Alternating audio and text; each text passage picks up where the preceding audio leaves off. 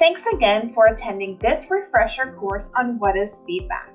Keep in mind that providing feedback is one of our strategies that coincides with setting objectives and providing feedback, which is one of the 4 strategies we will be implementing this school year.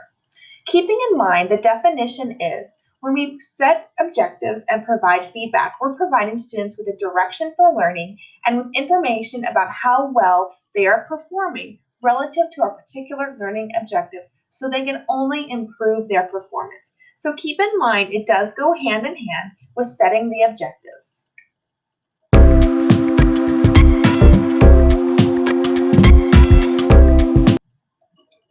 There are 10 ways that we can provide feedback, and they call them the 10 C's. These are actually from John Hattie. So you can provide comments, clarification, criticism, confirmation, content development, constructive reflection, a correction, cons and pros, commentary, and criterion.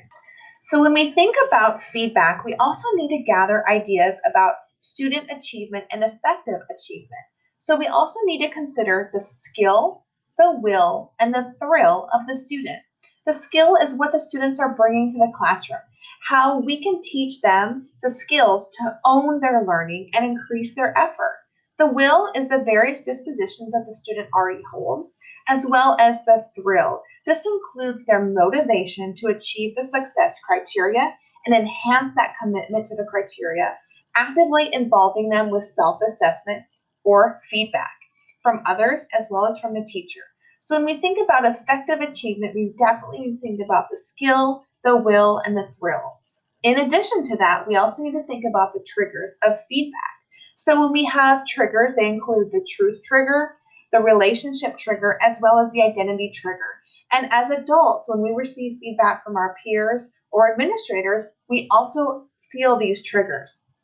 So the truth trigger is when we deal with the substance of the feedback and whether or not we think it is true. So that is the first standalone idea as to what we will do with that feedback, is understanding whether or not we think it's true or not. The next is the relationship trigger. It all depends on the relationship that you have and who is giving that feedback and how we will take it.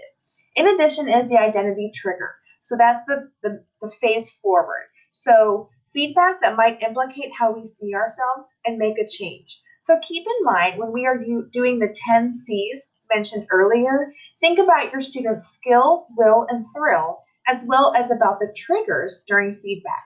We want to keep their social and emotional learning intact. So here's the bottom line. Yes, we do need to give praise to our student, but keep in mind, we do not want to mix the feedback about the learning with praise, as that praise will interfere with and dilute the message about the learning. I would like to leave you with one question before we finalize this course, and I would like you to ask it to yourself each and every day. How did a formative assessment inform one of your decisions today? Thanks again, and we hope you believe in the power of feedback and learn to love feedback. Thanks again for joining in the course.